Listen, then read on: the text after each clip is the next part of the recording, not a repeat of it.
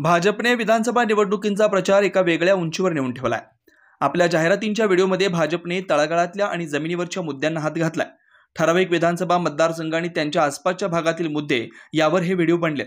यामुळे मतदारसंघातले रस्ते, पाणी पुरवठ्याचा प्रश्न, वैद्यकीय सेवा अशा स्थानिक मुद्द्यांना निवडणुकीत स्थान मिळतंय।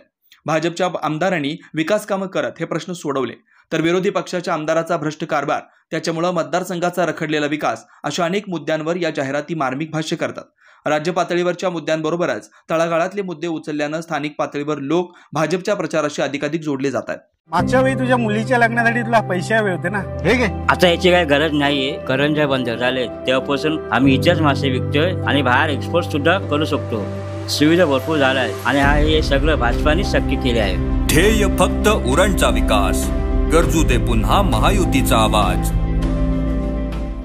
हे बघ, महालक्ष्मी मंदिरासाठी महायुती सरकार 40 कोटी रुपये देत आहे। तेच राहुल गांधी जेव्हा प्रचारासाठी कोल्हापूरला आले तेव्हा ते दर्शन सुद्धा न घेता निघून गेले। दोघांच्या नियतमध्ये हाच तर फरक आहे। ज्याला नाही अंबाबाईचा सन्मान त्याला नाही यावेळी मतदान, जो करतो अंबाबाईचा अपमान त्याला नाही मतदान।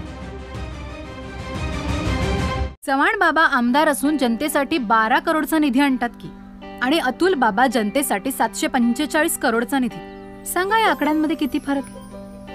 फरक तर कामाचा आहे की मॅडम।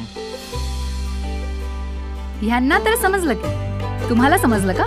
यावेळी ठरलाय विचार पक्का, अतुल बाबावरच मारू शिक्का।